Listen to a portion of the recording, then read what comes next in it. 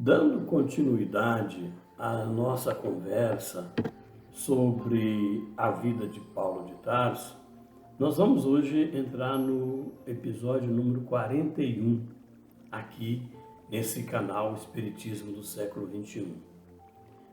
Não esqueçam de se inscrever no canal, não se esqueça de compartilhar, isso é importante.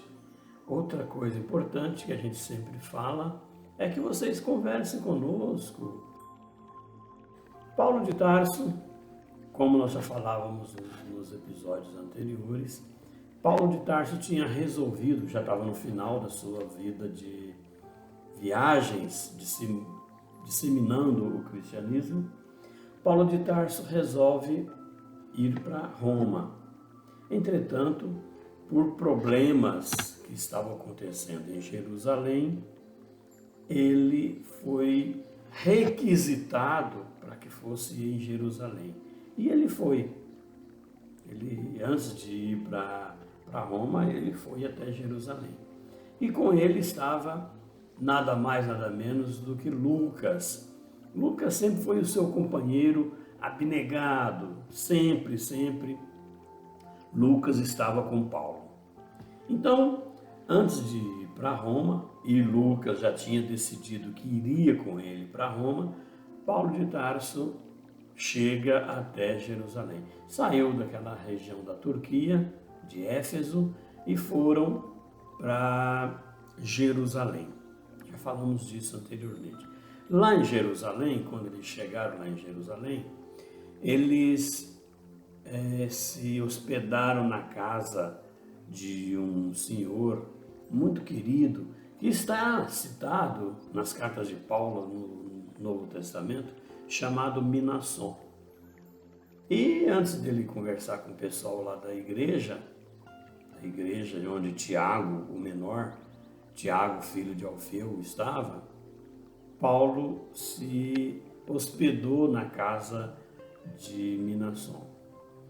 Porque, recordando, Paulo de Tarso recebeu uma carta em que Tiago pedia que ele fosse rapidamente lá em Jerusalém, que a coisa lá em Jerusalém não estava muito boa não, e ele pediu socorro para Paulo, e Tiago foi, né? Paulo foi para Tiago, né? Foi para Jerusalém, ficou hospedado, não foi direto para a casa do caminho onde Tiago estava, e ficou hospedado na casa de um companheiro chamado Minasson. Já à noite, né, mais tarde, Tiago soube que Paulo estava lá em Jerusalém. Tiago saiu lá da casa do caminho, onde ele estava disseminando e trabalhando na divulgação do cristianismo.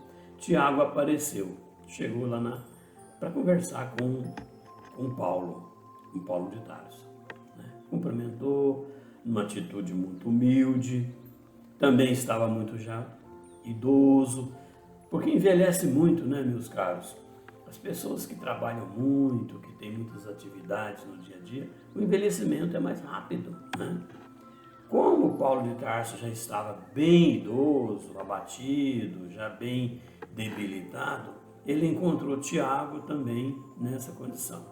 Só lembrando que Tiago, conhecido como Tiago Menor, Tiago, filho de Alfeu, ele foi discípulo de Jesus na época que Jesus estava vivo. Ele acompanhou Jesus junto com Pedro, com João, com o outro Tiago, chamado Tiago Maior, que era irmão de João, né?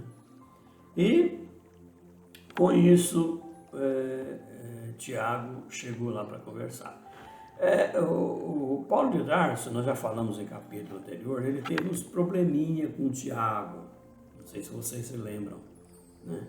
Por quê? Porque Tiago era muito afeito ao judaísmo, o Tiago queria aplicar as normas judaicas no grupo cristão, Tiago era muito afeito às ideias judaicas e à teoria e à doutrina de Moisés. E o Paulo de Tarso, não. Então eles tiveram uns probleminhas, nós já falamos isso. Entretanto, na hora que Tiago chegou para conversar com Paulo, apareceu ali naquela casa de Minasson, Paulo percebeu que Tiago estava muito humilde, diferente daquele Tiago do passado, de alguns anos atrás. Muito simpático e parecia que tinha modificado. Então Paulo recebeu ele com muita alegria nesse momento, porque viu que ele estava modificado, né? Então o Tiago começou a explicar para Paulo por que ele chamou Paulo ali. Havia mais de um ano, segundo Tiago, falando para Paulo, que as perseguições estavam deliberadamente muito ativadas. Dois juízes, dois fariseus no Sinédrio, um tal de Eliaquim e o outro chamado Enoque, deliberaram reviver os processos antigos que Paulo, quando era Saulo, tinha se movimentado lá no Sinédrio. Porque nós sabemos disso, quando Paulo, antes de ser Paulo, ele era Saulo, ele criou vários processos contra os seguidores do Cristo. Então agora, naquele momento, eles resolveram lá no Sinédrio reviver esses processos e pôr em prática esses processos. Essas pessoas que eram processadas, eram acusadas de feitiçaria, de sortilégios, de enganadores, né? Isso era comum naquela época, né? E que não era justo continuar tolerando aquilo, tinha que aplicar a lei. Que lei? A lei do judaísmo, a lei dos fariseus, né? E logo criou uma popularidade, né, dos judeus da época lá de Jerusalém, querendo aplicar novamente ou fazer com que aqueles processos antigos fossem renovados. E isso, Tiago ficou muito preocupado e chamou Paulo, vem cá para nos ajudar, para ver o que você pode fazer, né? Esses processos de perseguição individual tinham sido revividos. E o Tiago explicou para ele, Paulo, ainda é o seguinte, como já faz muito tempo que esses processos estavam parados, né? Porque Paulo ficou 30 anos difundindo o cristianismo depois que Jesus desencarnou, não é? Então já fazia muitos anos, muitos tinham morrido, muitos daqueles que foram alvos dos processos farisaicos antigos já tinham morrido. E aí Tiago disse para Paulo, o mais grave é o seguinte, que mesmo os processados, as pessoas que foram processadas já tivessem sido mortas por um motivo qualquer, esses falecidos réus tinham a pena aplicada aos seus descendentes, então os filhos, a família. Então eram torturados, humilhados, desonrados, e o processo continuava, como se eles fossem culpa no primeiro processo, né? Paulo ficou calado, mas ficou meio que estupefado com aquilo, né? Tiago prosseguiu esclarecendo, né? E dizendo o seguinte, que tinha algum jeito de minimizar aqueles rigores da perseguição pelos fariseus. E que ele, Tiago sempre teve uma certa facilidade de conversar com os fariseus da época. E ele mobilizou influências políticas, né, aquilo que ele pôde fazer, para tentar minimizar o problema, mas não conseguiu, né?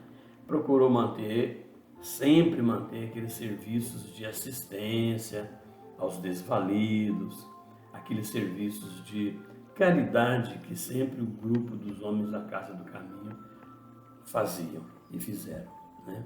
Aquela colônia de serviço não esmorecia. Até porque Paulo de Tarso, na época, que visitou lá outras vezes, vindo lá de Antioquia, Paulo de Tarso sempre falava, não, vamos continuar com a nossa vida, nós não podemos parar de receber essas pessoas, de cuidar desses desválidos, né?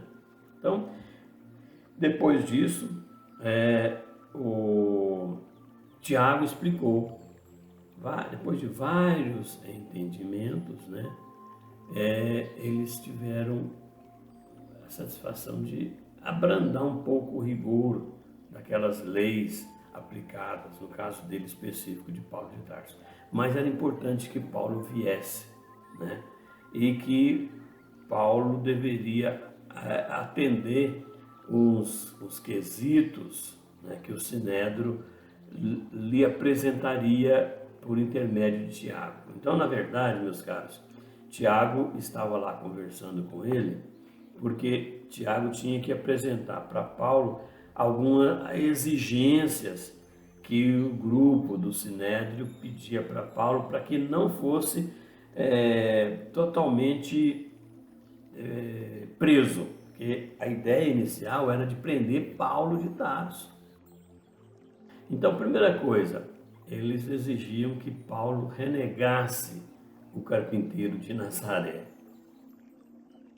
Paulo, os fariseus exigem que você pague as despesas de 4 homens pobres que fizeram voto de narizeu.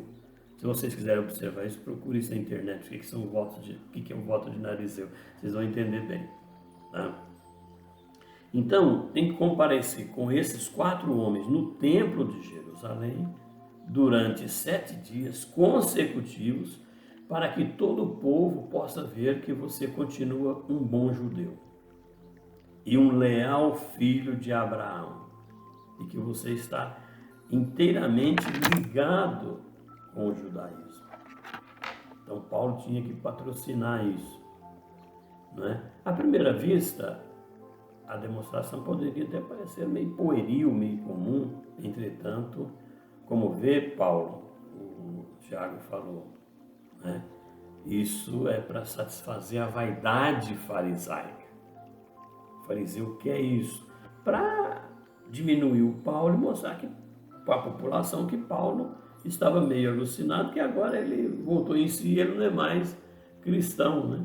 Então os judeus achavam que Paulo tinha ficado doido, porque ele era Saulo, de repente, na estrada de Damasco, ele se converteu no cristianismo e ficou um conhecido defensor do cristianismo em toda a região da Ásia naquela época, né? Paulo fez um gesto muito seu e falou: pensei que o Sinédrio ia exigir minha morte, mas não, né? Não exigiu morte. Só que essa ideia de que Paulo fosse patrocinar aqueles votos de quatro homens narizeus, né? Tinha algo encoberto ali, né? Tiago compreendeu aquela repugnância transbordava de Paulo, e ainda falou: Paulo, bem sei que isso te repugna, claro, contudo insisto, para que você entenda as sedas, não por nós propriamente, não por nós cristãos propriamente, mas pela igreja e o que futuro que vão acontecer com a gente, né? E Paulo ainda falou assim: Tiago, isso não representa nobreza alguma, não. Essa exigência, Tiago, é uma ironia profunda que visa reduzir-nos a crianças de tão fútil que é. Não é perseguição não, Tiago. Isso é humilhação. É o desejo de exibir homens conscientes como se fossem meninos volúveis e ignorantes, né? Então, Paulo entendeu. Isso era um absurdo fazer isso, até porque Paulo era muito respeitado no meio cristão, né? Agora ele tem que chegar lá, patrocinar os judeus, e esse patrocínio, meus caros, envolve o que também? A compra de boi, compra de carneiros, ovelhas, para fazer ofertas no templo de Jerusalém, no holocausto que tinha lá, que fazia isso. Isso era comum naquela época. Hoje não, né? Mas naquela época era muito comum, né, fazer tudo isso. E Paulo tinha que fazer. Aí o Tiago até falou: Paulo, eu compreendo a aversão por isso. O Sinédrio, com isso, pretende achincalhar nossas convicções, isso é claro. Eu sei que a tortura na praça pública te doeria menos, porque Paulo até aceitava ser apedrejado do que uma tortura psicológica daquela maneira, né? Com isso, Tiago achava que se Paulo fizesse isso, mesmo se humilhando dessa forma, poderia minimizar e deixar iniciar uma igreja cristã inicial melhor, né? O, o, o Tiago ainda falou, né? O farisaísmo sempre viveu em uma exuberante ostentação de hipocrisia, Paulo. Mas convenhamos, também é o partido dominante, tradicional das nossas autoridades religiosas. Desde o primeiro dia, ele falou assim, desde os primeiros dias, Paulo, eu tenho sido obrigado a caminhar com os fariseus muitas milhas para conseguir alguma coisa na manutenção da igreja do Cristo. Fingimento? Não julgueis maus, Paulo. Isso não é. Muitas vezes o Mestre nos ensinou na Galileia que o melhor testemunho está em morrer devagarinho, diariamente, pelas vitórias da sua causa. Por isso mesmo, Paulo afiançava que Deus não deseja a morte do pecador, porque é na extinção de nossos caprichos de cada dia que encontraremos a escada luminosa para ascender no seu infinito amor. O Paulo então entreviu, né, o filho de Alfeu, né, o Tiago, né, por um novo prisma. Ele viu ele um pouco melhor do que era e renovou ali o seu respeito para com o Tiago, né? Isso foi bom. Já tudo de cabelo branco, rosto rugoso, né? Mas ele viu que o Tiago tinha se adaptado àquela situação difícil de convivência com os judeus, né? Mas a exigência requer dinheiro, porque tem que comprar aqueles bois para fazer sacrifício, carneiro, etc., né? Que era a exigência dos judeus, né? Como vou pagar isso? Como pagar tudo isso? Para cumprir os votos dos narizeus, né? Ele já está muito separado do judaísmo há muito ano. Ele falou, eu ignoro se essas cerimônias sofressem alterações apreciáveis, né? Os preceitos são os mesmos, Tiago falou. Você lembra quando você era Saulo? Não mudou não, já que serás obrigado que você seja purificado com eles, segundo as tradições. Então, não era só Paulo ir com os pobres narizeus, ele também tinha que ser purificado, tinha que ofertar ovelhas, né, alguns comestíveis, algum alimento que são preceituais da religião judaica, tinha que comprar. Olha, 15 ovelhas é uma população muito grande, muito caro. Usava-se também bois. Aí Paulo falou assim, isso é um absurdo, não tem como.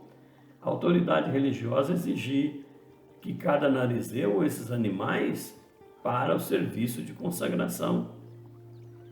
É uma dura exigência, não tem lógica isso. Paulo achou aquilo absurdo, né? No entanto, aí Tiago falou, nossa paz, Paulo, vale muito mais do que isso. E além dela, somos obrigados a não comprometer o futuro do cristianismo. Então vamos seguir, vamos ceder isso. Então Tiago estava querendo convencer Paulo a ceder isso, a ceder aquelas exigências dos judeus, né? Agora, porém, Tiago, ele continua, estou preocupado com um pequenino obstáculo. Como não ignoras, tenho vivido absolutamente de meu trabalho de tecelão e presentemente não disponho de dinheiro que possa prover essas despesas que estão nessa perspectiva. Seria a primeira vez que houvesse de recorrer à bolsa alheia, ao dinheiro de outros, quando a solução do assunto depende exclusivamente de mim. Paulo sentiu assim meio que preocupado, porque ele vai ter que pedir dinheiro para outros, né? Para comprar esses animais, os alimentos, porque isso tudo era uma exigência dos judeus, né? E nisso o Tiago viu tudo aquilo, né? Tomou a mão e falou: não te aflijas. Sabemos que em Jerusalém a extensão dos seus esforços pessoais não seria razoável para a igreja se desinteressasse dessas imposições que não justifiquem. Não. A nossa instituição, Paulo, paga todas essas despesas. Não é pouco, a gente concorda, mas o nosso sacrifício vai ser importante.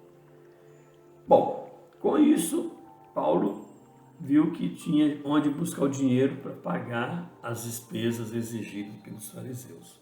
Conversaram ainda por um tempo, os problemas normais, aquela propaganda de Jesus que eles estavam trabalhando, o grupo inicial lá em Jerusalém fazia, né? E com isso terminou aquela reunião, né? Conversaram mais um pouquinho ali, né? E sempre Jesus na frente, né? Sempre Jesus, aquela vontade de difundir, explicar o Evangelho, né? A partir daí, então, né, essa conversa acabou, né? Mas a ideia de de atender às exigências dos judeus continuaria, com certeza. Nós já estamos no final desse capítulo, né? Desse episódio, e a gente vai continuar. Vamos ver como é que vai ser a vida de Paulo, né? Nessa condição que ele foi requisitado lá em Jerusalém. Aparentemente, somente para satisfazer os interesses de humilhação, mas na verdade eles queriam mesmo era prender Paulo. E vão prender. Vocês vão ver mais tarde que essa prisão de Paulo vai acontecer. Tá? Isso tudo, a perseguição inicial que Paulo de Tarso sofreu no início dos primeiros dias do cristianismo após o desencarne do Cristo.